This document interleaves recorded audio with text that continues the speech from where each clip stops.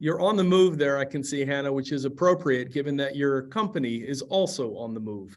You have an interesting perspective on food waste and the other side of the food supply chain. Maybe you can share a little bit about Matsmart, Motatos, and what you're seeing from your perspective.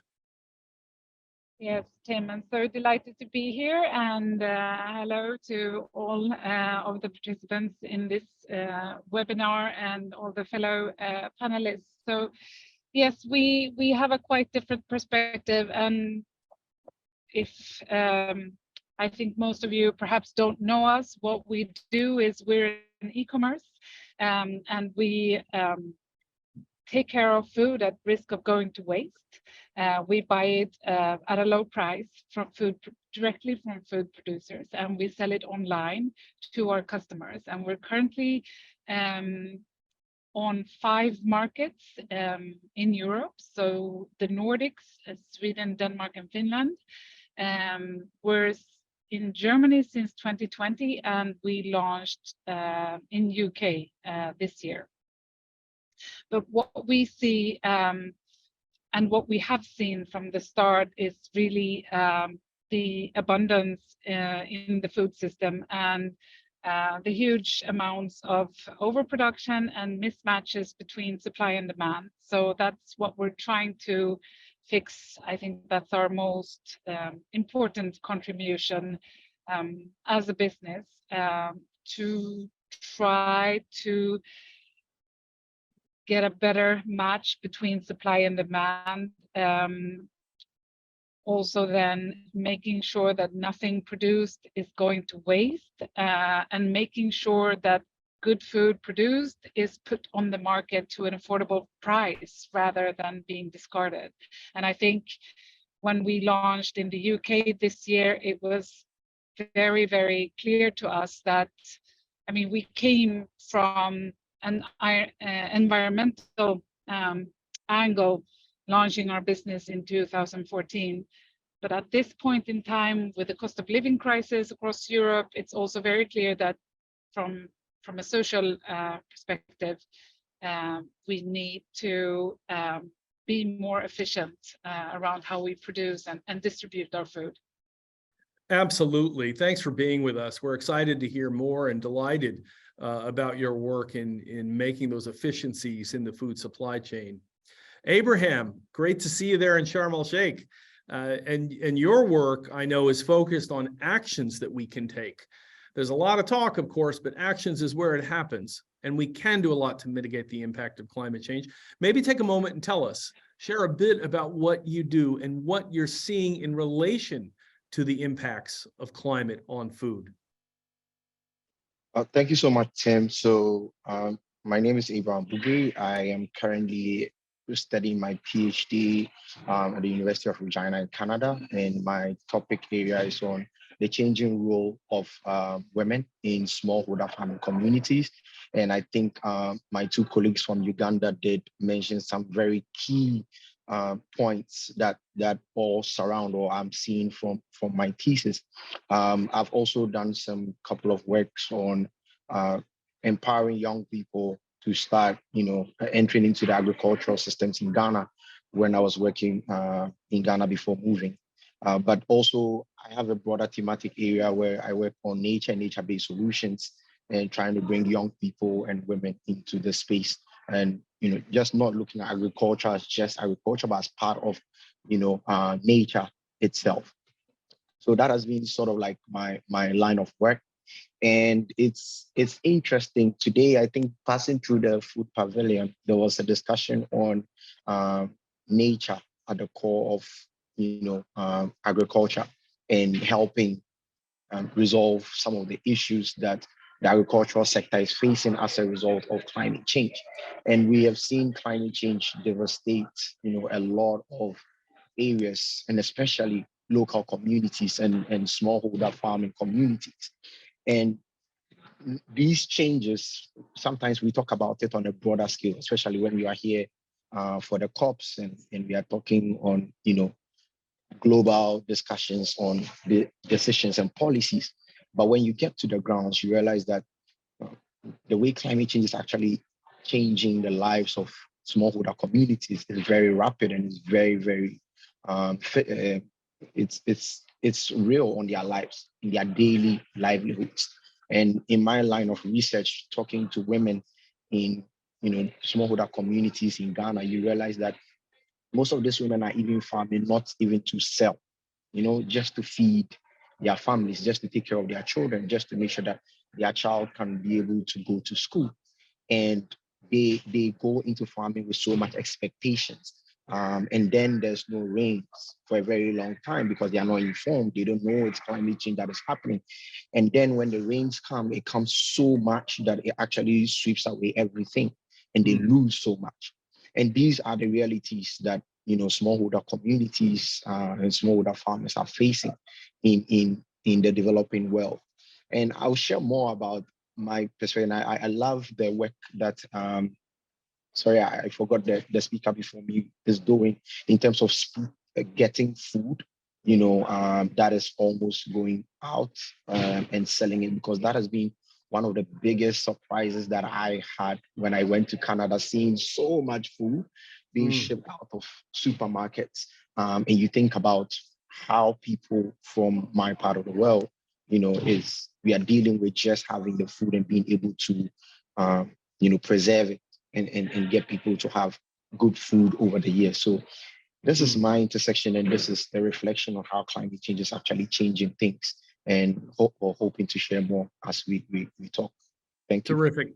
Thank you, Abraham, for being with us today and your perspective. Certainly nature can help us here, and lots of important work going on in the food waste space. Let me turn now to Victor, Head of Global Partnerships at the World Food Forum. Now, for those of you that don't know, the World Food Forum happened in October in Rome. It's a wonderful youth-focused event, and it's hosted by the FAO, and this year was particularly dynamic. Victor, why don't you share a little bit about yourself and some of the perspectives that came out of the conference in Rome? Yeah, it's really great to be here. Thank you so much, team. As Tim has mentioned, my name is Victor Mugo.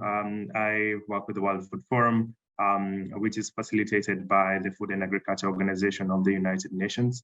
And one of the greatest things that we could learn from that whole experience, from convening young people together, is that there's need for partnerships. And I think that goes into the first question that you have asked.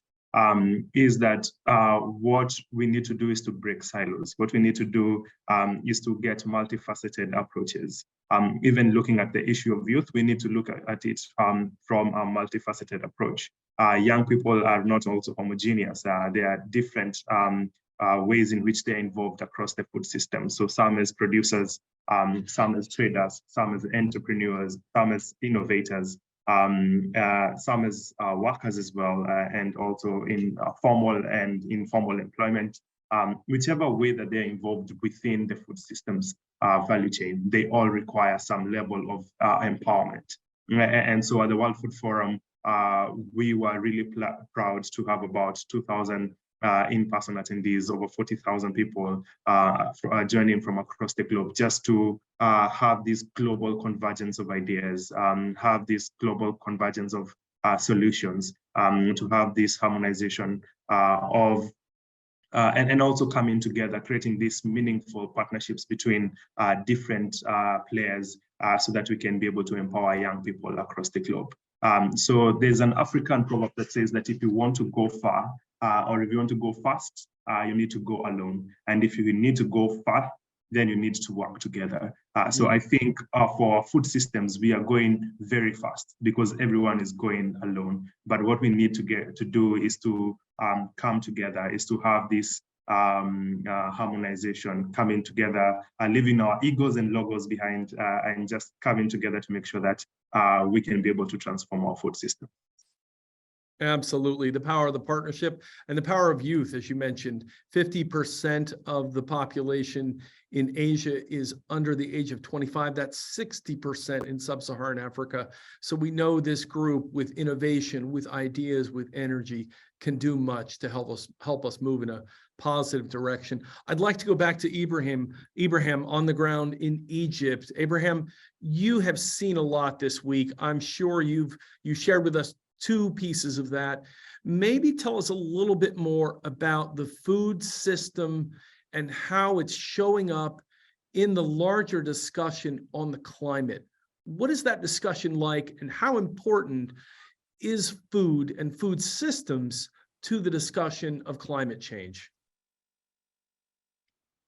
Thank you, Tim. I think it's been one of the key highlights, and especially we've seen a lot of civil society movements talking a lot about the need to address, the unsustainable food system that we currently have, and all the contributions that it's have towards, increasing greenhouse gas emissions. And we normally have a lot of terms coming up every time, like agroecology, regenerative agriculture. There's even a new talk about nature positive farming. So you get all these terms coming up, but you realize that at this COP, we had different folks, and I think Victor did mention breaking the silos, and you realize that you have different organizations not only thinking within their silo and thinking that, hey, this food systems is actually something we need to work together with. We need to have a collaborative way of approaching this, that all the key players and all key sectors that actually contribute to having a sustainable food system speak together, and we've had those discussions happening a lot, and especially at the food pavilion, we've had a lot of panel discussions and sessions that have come up, proposing very, very new and novel ways that people are thinking, which for me was actually a surprise, because you actually didn't know that people were doing all these amazing works. And when he talked about partnership, I think that is one of the key things that probably is really important, that we have a lot of people doing amazing things in pockets. How do we actually bring all of these amazing solutions together? How do we bring somebody who's for example, Hanna, who's working on this amazing project of reducing food waste? How do we bring her to somebody who has this amazing app that is trying to, encourage eating sustainable, and bringing all these systems together to ensure that we do not have food waste on all our food systems is more sustainable. And I feel that has been driving, that has been one of the key highlights. I'm not sure how that would reflect in the text. The final cover text is being discussed now, but I'm not sure how that is going to reflect. But I know that with civil society pushing, there's been a lot of demonstration, not demonstrations, but actions, right? Outside the main conference, calling for pushing for sustainable food systems. And as young people, and because I work with I am part of the youth constituency for the UNFCCC, I have seen that change, where we've departed from the old system where, only Europeans think about their food and only Americans think about their food. But we as young people are starting that new movement where we are not thinking in silos. We're actually thinking collaboratively. And that is something that really inspires me, from COP. And I think that is where we can push, because Tim, you said you've kept on mentioning the population and the youth dividend that this world has. And if we are actually going to make an impactful change, the young people have to be involved. Young people need to be carried along. And I was so excited with Victor's, assertion of how they are collaborating with young people. And I believe that young people has to be on the table. Most of the sessions I attend, anytime I raise my hand, my first question is, how are you including young people in this amazing plan? Because if they are the future and they are the ones that are actually going to consume so much, how are you bringing them in? So I feel that this has been like a COP that has put a lot of emphasis on the discussion level. I'm not sure about how that will translate in policy, but at least it has started that discussion for different stakeholders to start talking in a collaborative manner. Absolutely. Terrific. Yeah, terrific perspective there, Abraham. And I will say that typically a smallholder farmer will have what, 40 seasons, 40, maybe 45 seasons of farming. And those first 10 seasons, they are more willing to take risk. The young farmers are willing to try more innovative approaches. And it's really nice to hear a new awareness among youth that this is important to them. Let me turn now to each of you. And what I'd really love to hear are more of those practical actions that we should take to address challenges that we've discussed. Now, these can be actions at the local, national, and global levels. Let me start with both Hanna and Irene. I'll turn to you with the same question. We're looking at a difficult 2023. Even already, we've had food price increases. Cost of living has gone up. What's the opportunity? And how can we harness this moment to have a breakthrough for positive change? Hanna, can you get us started? Sure. So I think, in a way, it's a very special situation at the moment, right? We have the climate crisis, we have the war in Ukraine, and we have financial challenges. But I think if there's one thing that's positive about this is that we are really seeing the climate cost and the economic cost converging. So I think we are seeing people becoming more aware and turning more to us, for example, as a business, both for financial reasons and for the environmental reasons. I think now it's apparent that in the end, it's about these very same resources, and these resources, they have a cost, right, for the wallet, but also on the climate. So in that way, I think there's a good momentum right now to raise awareness around food waste and around the need for more circularity in the system. Great. Well, thank you for that. It's definitely a feeling that this breakdown could result in some breakthroughs. And in terms of the effect on people, I spoke to our country leader in Malawi, and not long ago, she told me that the price of cooking oil went up 4 times and the price of wheat nearly doubled. And with these kinds of increases, it forces some very, very difficult decisions. But perhaps we can have some breakthroughs with all this. Irene, what are you seeing there in Uganda? Yeah, maybe if I can borrow a quote that I read from Bill Gates. He said that innovations that are guided by smallholder farmers, adapted to local circumstances, and sustainable for the economy and the environment, be necessary to ensure food security in the future. So what this actually, when I read this, it just pointed me to the whole question of innovation and how important it is at this point in time when we are really grappling with this whole issue of how can we really have a sustainable food system.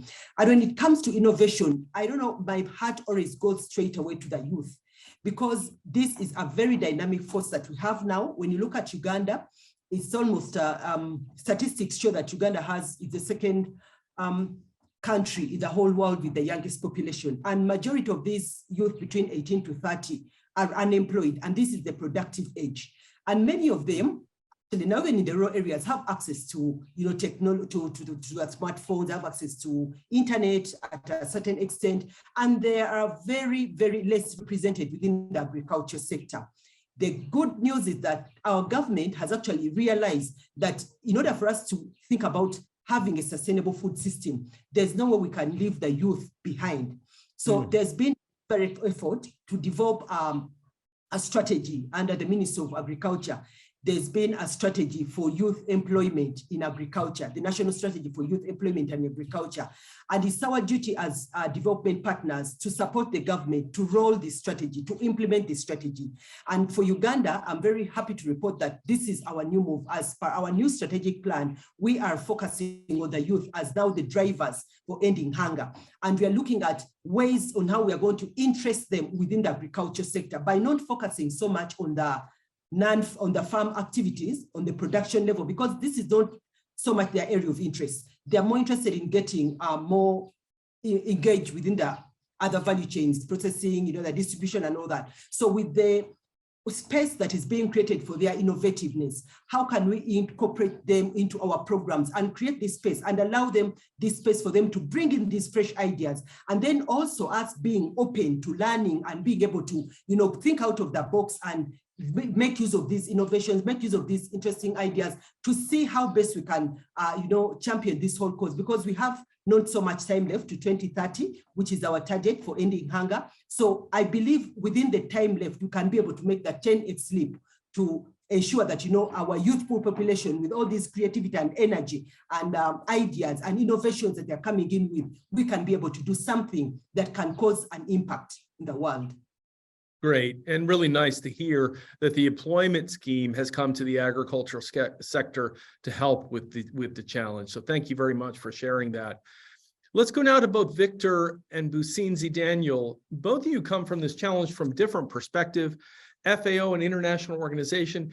Daniel, you're responsible for supporting smallholder farmers, both of you making tremendous impact. Let me ask, what opportunities do you see for cooperation and collaboration between different stakeholders and different sectors? I think your responses are going to be much different, but both really helpful for us understanding the situation. If you don't mind, I'll start with Buseenze. Can you start us off? Thank you very much, Moderator. One of the opportunities that I see, as I said before, that the biggest percentage of the actors within the food system are women and youths. So one is that we should advocate for the rights of these people. As I said before, they are the people, they are the majority, but still they own the least percentage of land that is supposed to be used for production. So by advocating for their rights, we can create, most of the societies believe that they are not supposed to own land. So when we are working within our food system, we should amplify their voices, because their voices are just hidden within them. They can't speak out. So if we speak on their behalf, then they'll be able to be heard by the community. Then the youth, they have a challenge of finance, and same thing applies to women. So by creating rural banks, the village saving and loan associations, the women and the youth are able to get money, because in the Ugandan settings, that people with more money are at the top of the food system, the pyramid. But those ones with less money, they're the ones at the bottom. So by creating an opportunity for them to get finance, they can be able to still fix themselves within the other parts of the food system, and they can be able to get the profits that are got from those systems. We also have extension services. If we provide extension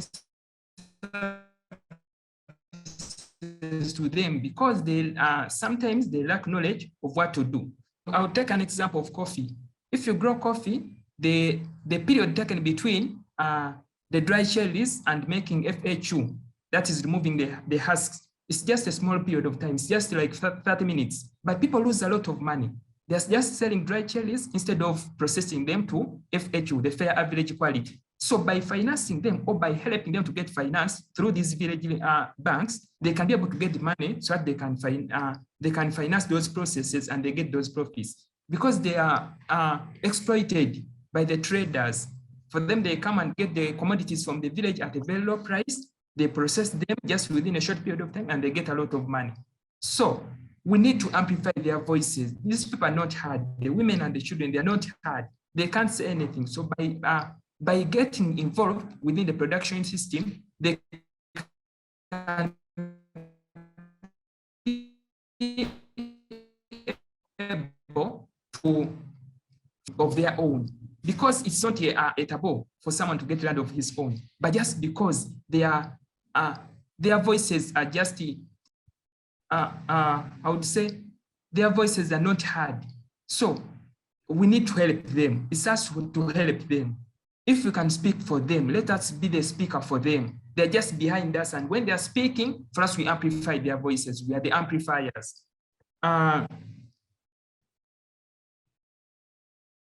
Great. We need also to talk to our communities that this food is supposed to be consumed first by the household before it's sold out. We have so many cases of malnutrition in Uganda, but it's not that they're not producing. The reason is that we first look for money before we consume. So what is left is what we consume, and most of the food is just sold out in order to get money. So we need to teach those people. We need to go out there and talk to them. You need to first satisfy yourself before you take the excess to the market. Thank you. Excellent response. Really nice to hear what's going on in the ground, and surely those examples are just a few of all of what you're seeing. Thank you for sharing those. Let me shift now to Victor. Same question. What opportunities for cooperation or collaboration between stakeholders and different sectors? What do you see?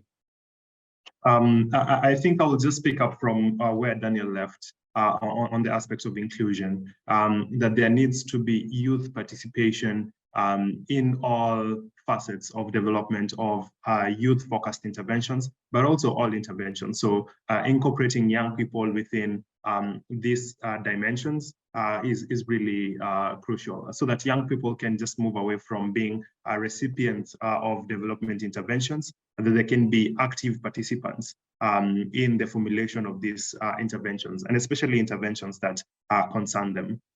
So we need to move from just youth responsive programs to youth transformative programs, and we can do this through inclusion. And beyond youth, and I know some other members have already mentioned this, is that the inclusion of also women in all our deliberations and discussions as well. I liked a quote that said that no bird can fly with one wing, and if we do not include women, it means it's like we are a bird that is flying with one wing. So women are also crucial in the deliberations and also discussions and policy interventions and also programs that are involved in food systems. And so there needs to be active ways and means in which they are included in this. And lastly, in terms of inclusion, I will talk about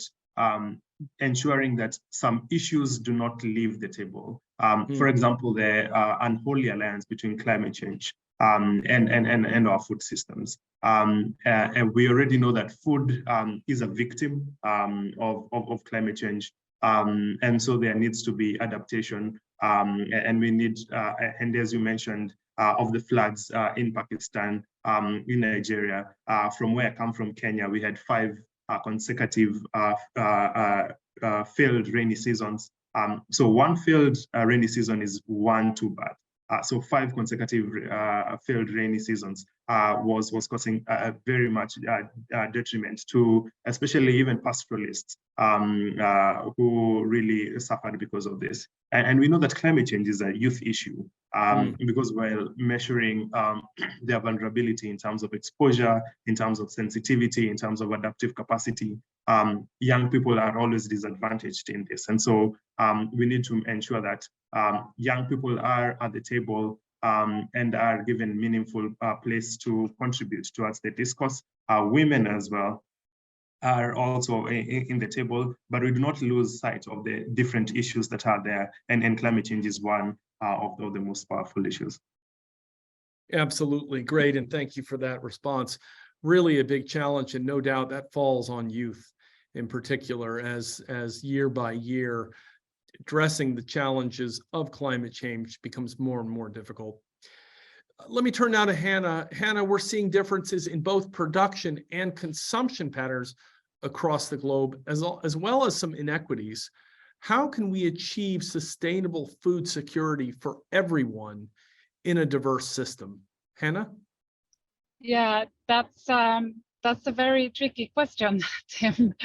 But I think, and I think our way to approach this, I mean, I really like what everyone is saying around the collaborative approaches to come together and include both different people groups, demographic groups, but also different organizations.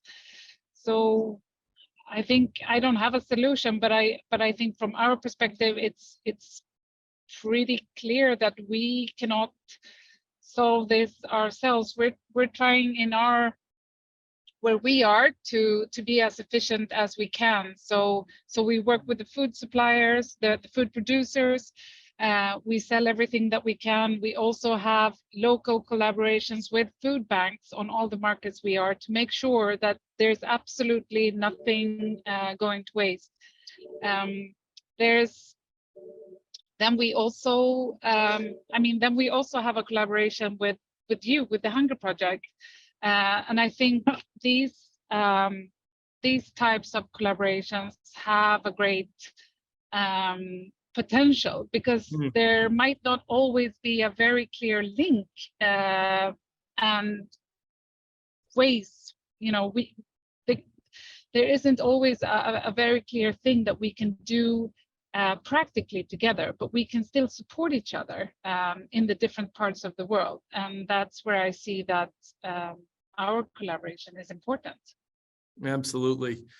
And we know that collaboration is essential to move forward. Thanks for that. Let me also turn to Buseenze, Abraham, and Irene about smallholders. How can smallholder farmers strengthen their local food systems? And what is their contribution to the preservation of biodiversity and the environment? Buseenze, can you get us started? About the smallholder farmers strengthening the food system, one is that we need to have banks or silos. It's because once we don't have them, we waste a lot of food. A lot of food is wasted during the post-harvest handling. So if we have silos at the village level, we can be able to preserve this food in order to be eaten all throughout, even between the periods, rather between the seasons. Because we find that during the planting time, there's food insecurity. But again, there's abundant harvest at the end of the season. So if we have such technologies of storing the food, then it would work for the farmers. Then we also need to have the seed banks, because most of the time farmers are exploited during the time of buying seeds. In Uganda, you realize that at the time of buying seeds, the prices are high, even for the commodities that we harvested from our fields. At the moment, a kilo of beans is less than $1. But when it comes to March, it will be about $1 and twice $1. So it means that during that time, the farmers are exploited. But once we have the seed banks, we can be able to store our seeds so that during the planting time, we don't waste a lot of money buying seeds. There's also if the farmers can do value addition, because there are certain commodities whereby we can add value and then we can store them for quite longer. We can extend their shelf life. Now, like bananas, we can make flour out of them. We can make maize flour. So it helps the farmers to store the food for quite a long period of time. There's also collective marketing. If we do collective marketing, like farmers buy their produce and sell, they'll have a higher voice. They'll have a higher say when it comes to marketing. But these fragmented farmers who are selling at a household, they have a lower say. When the middlemen come, they'll be buying at a higher price to someone who's so argumentative. But if you are not, then they'll buy your commodities at a very low price. So with those, I believe the farmers can be able to support food system. Thank you. Very good. Thank you very much. Let me turn now to Irene. Irene, what do you see as the contribution of smallholder farmers to the preservation of the environment and biodiversity? And let me also, we need to shift over to audience Q&A, and we have a question from the audience. What innovations have you seen among young farmers? Maybe we could package those two questions together. Irene? Yeah, thank you. Just to build it up from what Daniel has just mentioned, is that for me, what I believe the farmers can do, especially in the area of seed, is to be supported to use their voices to advocate for their seed sovereignty. Because every good farmer knows that good food always has to start with good seeds. So if farmers don't have their sovereignty over seed, they don't have their ability and say over what kind of seeds to have and how to preserve them, and that ability to be able to plant and have access to seed whenever they need it, and then be able to keep and save it for the next season. If they don't have that sovereignty and all that is in the power of these big corporations which are managing the seed, then the farmer has nothing. The control system is already being distorted. So even as we talk about creating the seed banks, it all has to start with the seed. So if farmers are educated on their right to seed, as it was in the past, if they're educated to their right, and also creates platforms for them where they know that they have the power to advocate and challenge government and call for their support in terms of having their independence over seed. Because if they able to preserve their own seed and be able to have access whenever they need it, then they'll be able, it's very easy to preserve that species and also preserve the biodiversity. Because when you talk about seed, we're not only looking at the seed for planting for crops, but also look at in terms of livestock, the quality and all that. So the farmers have to really be supported to be able to to use their voice and be able to advocate. And some of the experiences that it's in some of the practical sustainable strategies that we've seen in the communities, and we've been running an agroecology project for the past 4 years, which was funded through the Swedish Postcode Lottery. And one of the key outcomes from this project was supporting the whole concept of creation of community seed banks.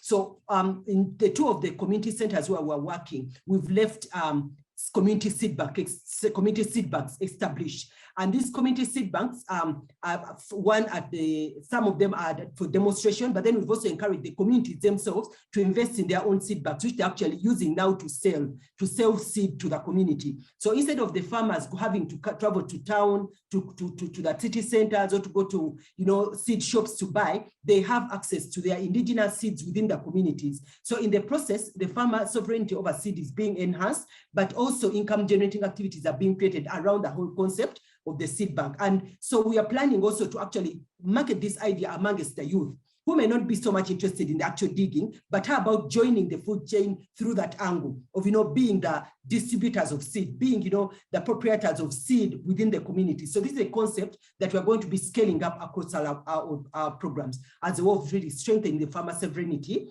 in the knowing that, every production system, every food system begins with a single seed. So if you don't have power seed, then even as we talk about the different levels of the food chain, if the basic level is not well regulated with the seed, then all the others are distorted. Great perspective. Thank you, Irene. I've got another question from the audience. In fact, it's Raluca from Swedish Postcode Lottery. Raluca, thanks for joining us today. Here's her question, and it's open to all of you. The question is, how should we think as donors in terms of working together towards ending world hunger and contributing to a healthier environment? What should we focus on in our financing strategy? Now, if you'd like to chip in, I imagine all of you probably have some good ideas for Raluca. Why don't we go through one by one, or if you'd like to respond, just raise your hand and I'll call on the panelists. Who would like to start us off with a short, quick answer so we can get to everyone? Raluca's question on what her financing strategy should focus on. Any thoughts?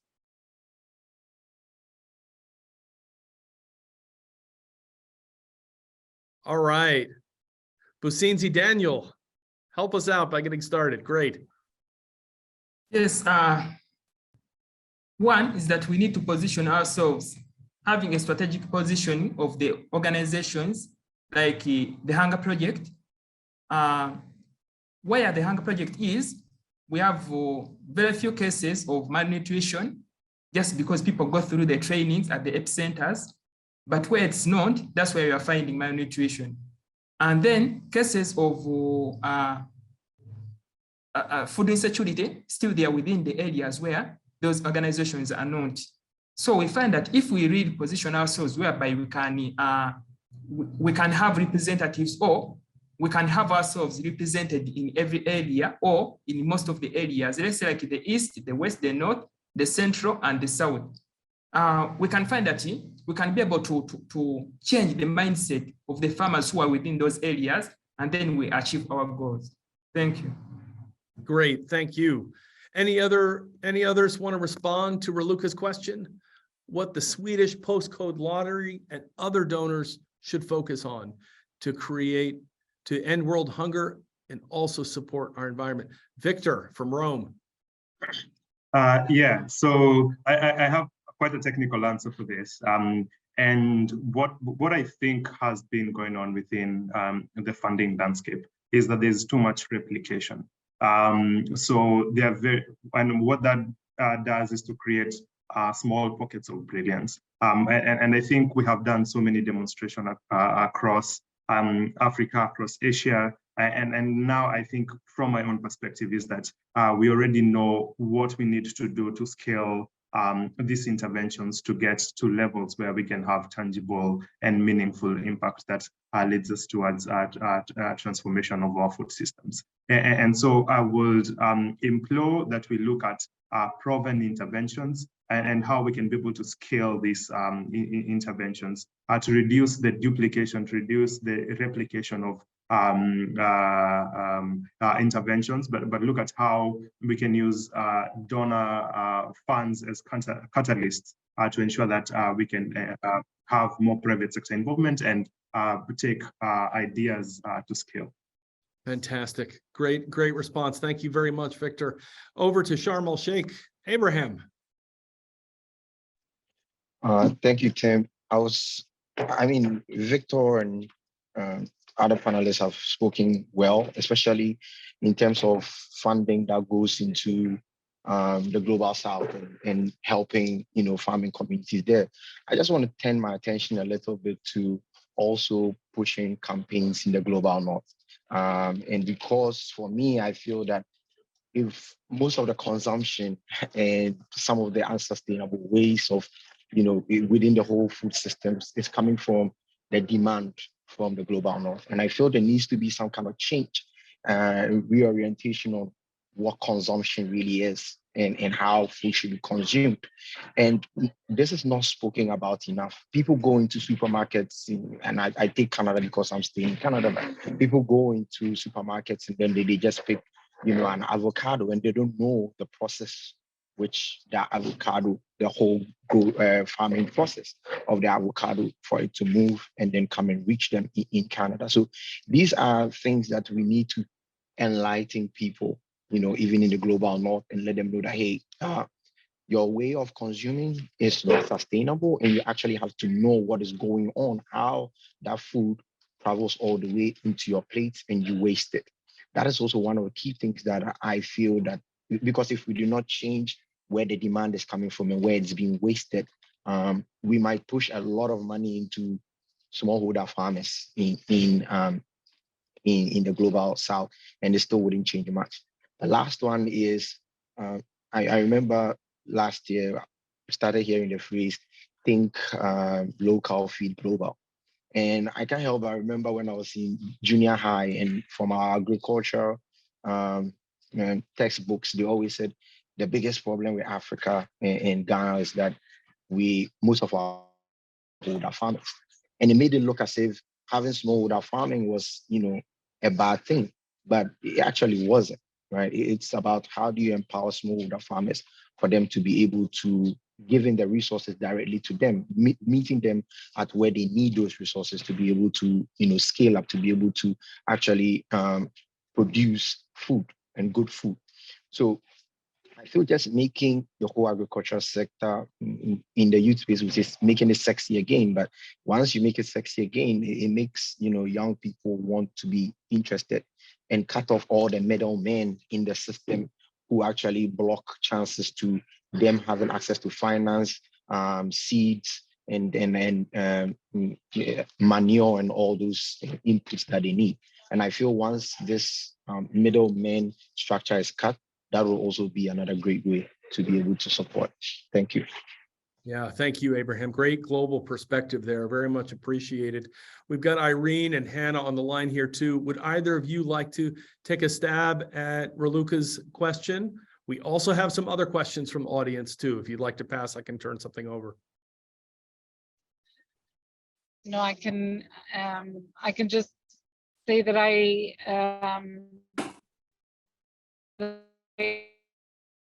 Abraham, what you just said now, and around the awareness how much going into production, and also getting the self-reliant on every.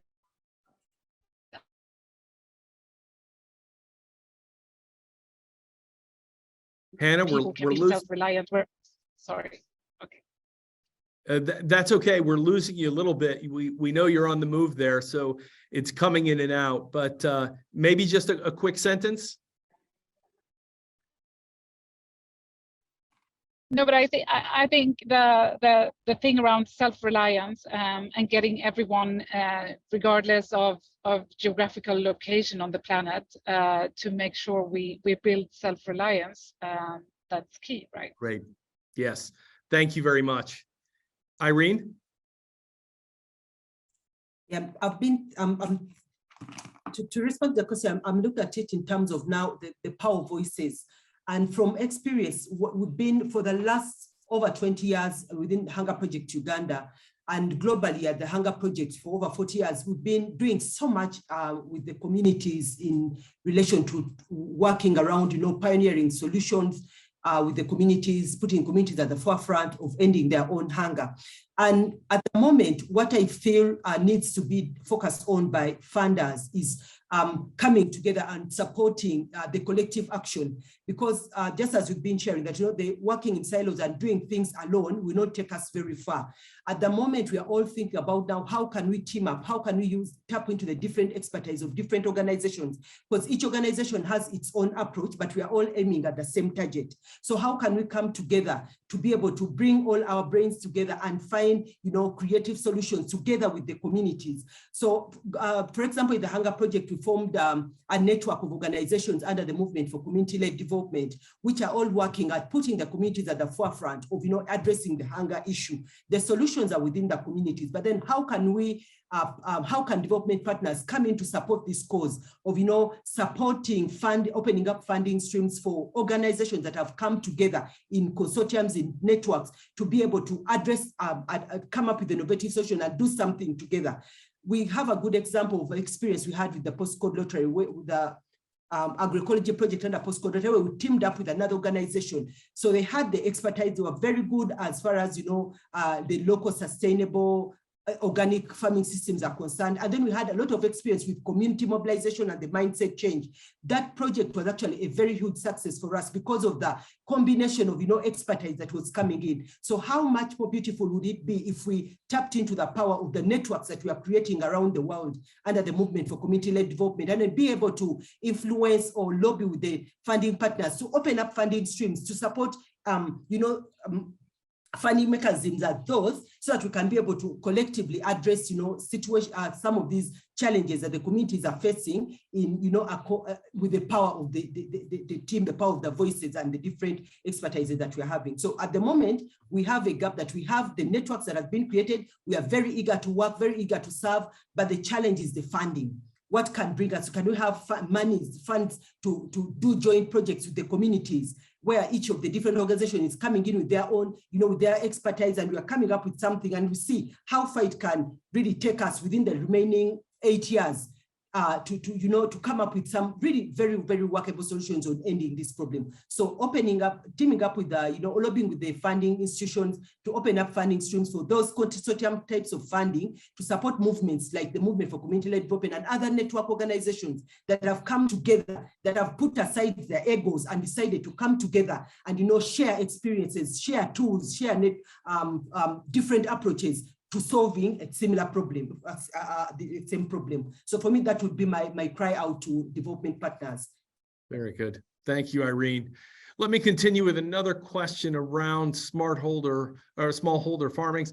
There have been many ways that we can do our climate smart interventions on farming, conservation and regenerative agriculture. Now, a lot of these farming styles, these new methods, they're deemed to have many more working days as compared to conventional means using synthetic fertilizer and pesticides, for example. So how can we transform this system, but yet to improve our quality and yet keep in mind that the burden of these interventions may be placed on women? What can we do to avoid that trap? Any thoughts? Tough question, I know.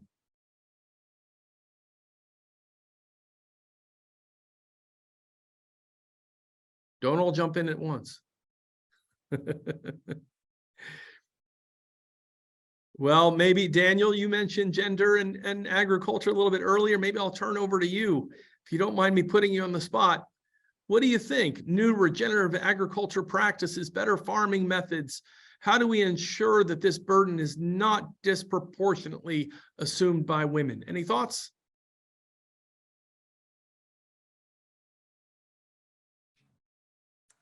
Please, I beg your pardon.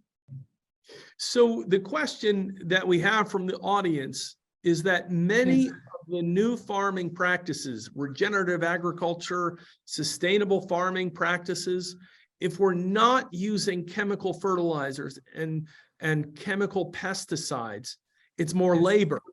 So we're concerned that this labor may fall disproportionately on women. How can we move forward to ensure that wouldn't be the case? Okay. When it comes to that, one is that we try to involve men and women within the trainings, because most of the time we realize that when it came to those social gatherings that are about to extending knowledge to farmers, they're mostly attended by women. So within our approach, we emphasize on having a representation of both men and women, because it's a mindset training, it's a mindset kind of advocacy. So we find that for just like Madam Irene talked about, the agroecology project, I happen to be one of the farmers who are within the agroecology project, and it really changed both men and women, because they realized that there is something that they were missing.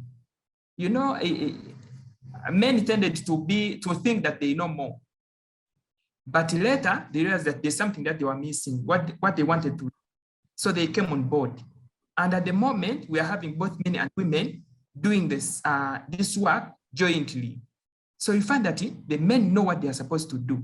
And when it comes to the component of gender, we had for example, the gender action learning system methodology of Oxfam. So it was also taught to us, and we realized that there was something that was missed when it comes to issues of gender. So we find that the farmers know that this is what the man is supposed to do, and this is what the woman is supposed to do. But at the end of the day, they are all looking at a single goal. So we are achieving that all through bringing men and women together in order to achieve their family goals and the society goal. Thank you. Great, thank you very much. Let me turn now with the same question to Abraham. You've got your hand raised. Maybe just a few sentences, and then we'll also have time to hear from Victor and Irene as well. Okay, I think there are a lot of smart people with their hands up, so I won't say much, so they can get to it, especially with Victor. But what I would say quickly is I think fair price, making sure ensuring there's fair price, it should probably be able to help reduce this, because if I'm going to be paid well for spending more time with regenerative agriculture and more sustainable farming methods, I think it might be worth it. But if I spend so much time and I'm going to be paid less, and with all the challenges we currently having in the system in terms of farmers getting access or being paid fair prices, then it's not going to be an incentive for them. They would rather go for the synthetic fertilizer than waste more time. So I just put this point across. Thank you. Great, thank you, Abraham. Victor? Yeah, I want to agree with the previous speakers and say that it's really crucial that we get into more sustainable farming. There will be consequences. There will be some challenges that will also come with that. But there's definitely a need to move into more sustainable farming, whatever we call it, climate smart agriculture or regenerative agriculture. That transition needs to happen. So two things that I think we can be able to do is that even in these areas, or as we transition to climate smart farming or regenerative agriculture, is that these concepts we can continue innovating around the concept. We already know what the big picture is, and so let us continue innovating around this so that we can make sure that we reduce the burden of labor and even use even more smart means, easier means to make sure that even within the realms of regenerative agriculture and climate smart agriculture, we can still be more efficient in that. And lastly, also the aspect of education. The aspect of education also comes in really well in this. And I think Daniel had also laid claim to this, that there needs to be these concepts becoming better known to the smallholder farmers themselves, and even those women smallholder farmers themselves. Once they are better, once they know this information better through capacity building, through trainings, then they become more efficient, they become better with time. And so that can be able to even enable them improve their productivity. So the aspect of innovation around regenerative agriculture and the aspect of education around the same concept is really crucial. Super, thank you, Victor. Irene, same question. How do we ensure going forward? Yeah, I will not really divert from what Victor said. Actually, spoke my mind, but maybe just wanted to point out one thing, that there's already that misconception when we're implementing our programs.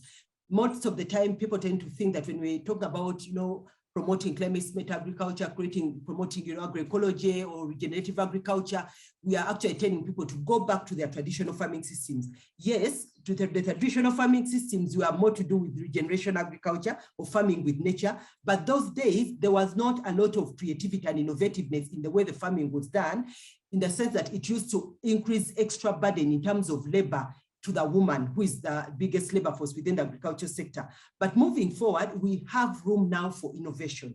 We have technology with us, we have the internet with us. So as we are trying to promote the concept of regenerative agriculture and trying to respect nature so that nature can be able to produce and give you back what you want, we also have room for us to think about more creative ways of how we can reduce labor, reduce that burden of labor. You're talking about now the fertilizers. Got the chemical fertilizers are quicker. You just go and spray, and then you don't have to go and labor into weeding and all that. But we also know that as we are innovating within this kind of system, we also have room for us to create organic fertilizers, which application may be similar to the chemical-based fertilizers, but the impact on the soil is different. So as we go into this space, we have to open up our minds and think out of the box. We're not telling communities to go back to their old traditional system where they only have to concentrate on the whole, using the whole, minimum tillage, and you're doing all that kind of stuff, but within the changes, how can we take advantage of the good that we had in the past, but also bring in more creativity so that we can lessen the impact of labor, the labor intensiveness, and also the health of the farmer, and also what is being produced. So we have room for innovation within what we are trying to advocate for.